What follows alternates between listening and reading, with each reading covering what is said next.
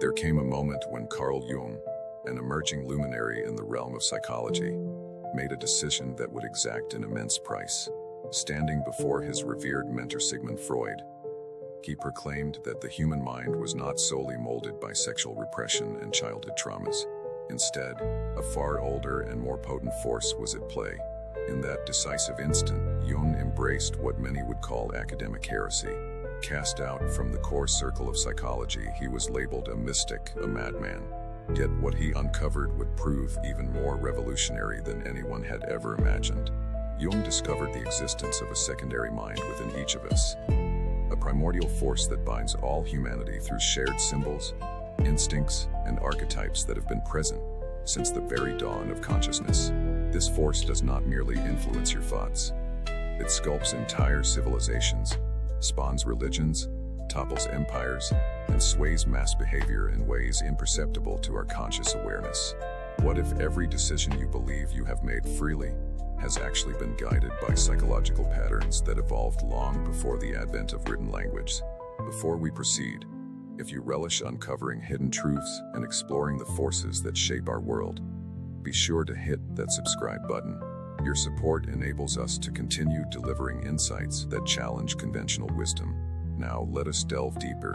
In the early 20th century, a Swiss psychiatrist named Carl Jung made a discovery that would forever alter our understanding of the human mind.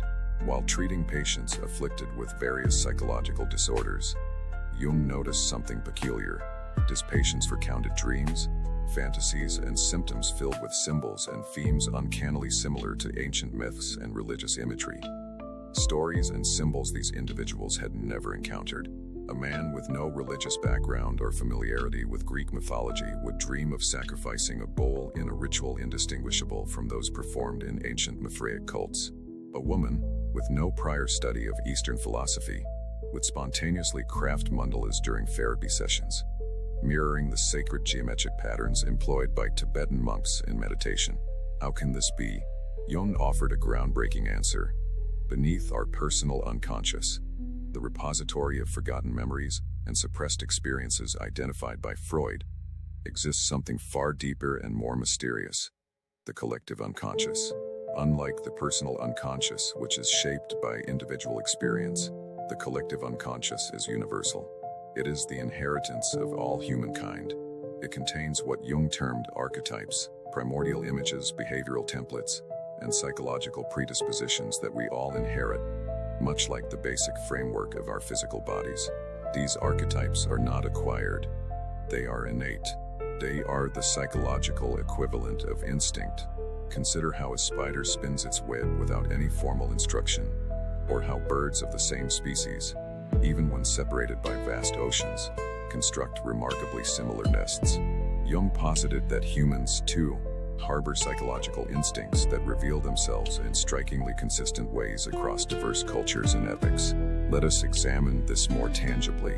Think of the hero archetype, the narrative of an ordinary individual embarking on a journey, facing tremendous challenges, occasionally perishing and being reborn, and returning transformed, often bearing a gift for society. This story structure appears with astonishing regularity across cultures that have never had contact with one another, from the ancient Mesopotamian epic of Gilgamesh to the story of Jesus Christ, from Norse legends of Odin suspended on Yggdrasil in pursuit of wisdom to the Buddhist accounts of Siddhartha's path to enlightenment. The same fundamental pattern recurs.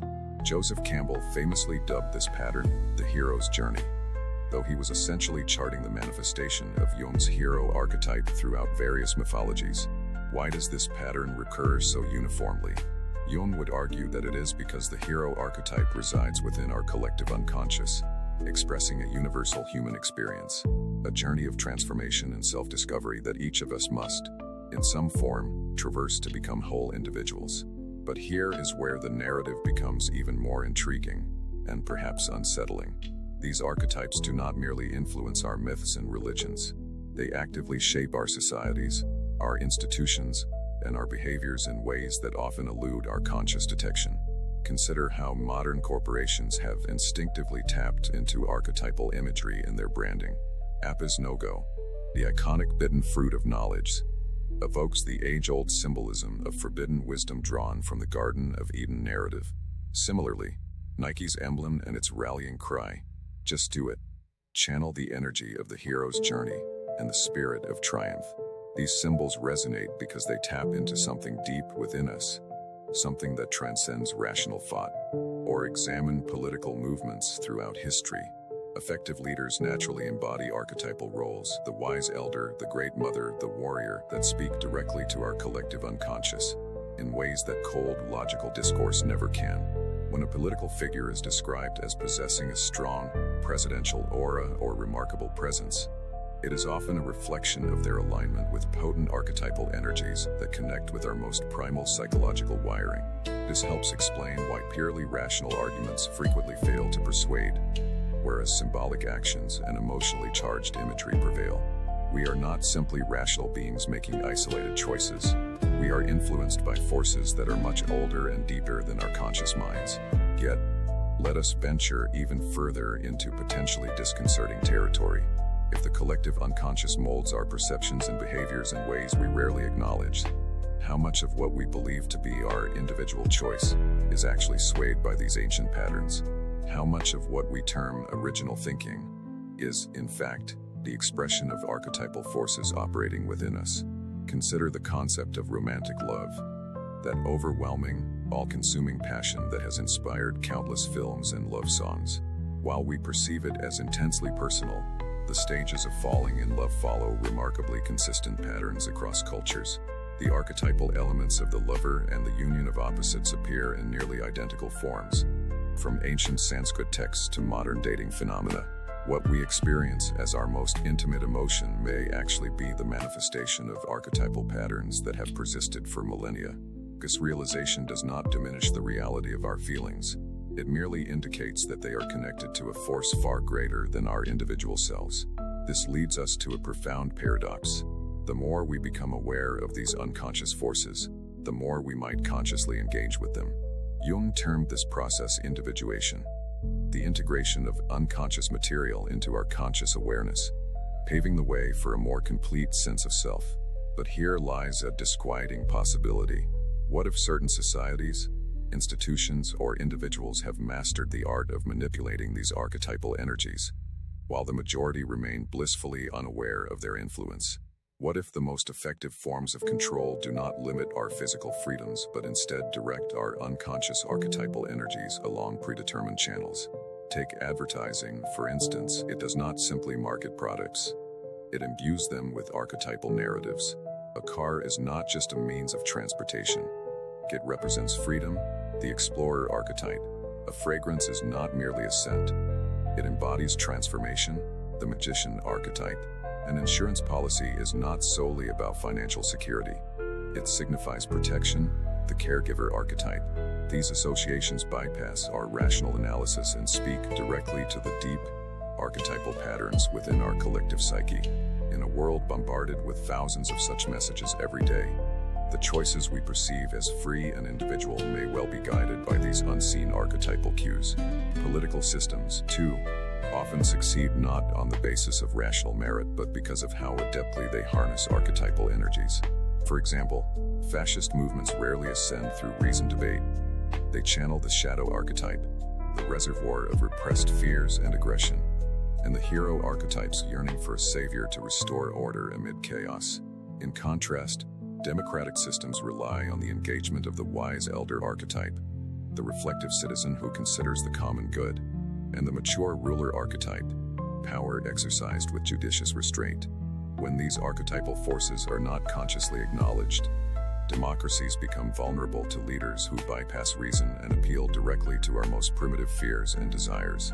This perspective reshapes our understanding of cultural conflicts. When two groups seem incapable of rational communication, it may be because they operate from different archetypal foundations. One group might be driven by the caregiver archetype, emphasizing nurturing and protection, while another functions from the warrior archetype, valuing strength and individual achievement. Neither archetype is inherently wrong. Each plays an essential role within our collective unconscious. However, until these deeper patterns are recognized, conflicts may persist. with each side convinced of its own moral superiority, while unconsciously manifesting different facets of our shared humanity. So if the collective unconscious exerts such a formidable influence over us, are we merely puppets of these ancient patterns? Are our societies simply the external embodiment of archetypal dramas playing out over the course of history? Not necessarily, and herein lies the true revolution of Jung's theory. Jung maintained that consciousness evolved for a reason, to illuminate these unconscious processes. Through awareness, we can identify the archetypal patterns coursing through us and decide how to engage with them. While we cannot entirely escape the pull of the collective unconscious, we can cultivate a conscious relationship with it. This is why Jung placed such importance on dreams, art, and mythology. They are the languages through which the collective unconscious communicates with our conscious selves. By paying heed to these symbolic messages, we can become more attuned to the archetypal energies that shape our lives and our societies. The most successful civilizations throughout history have intuitively grasped this truth.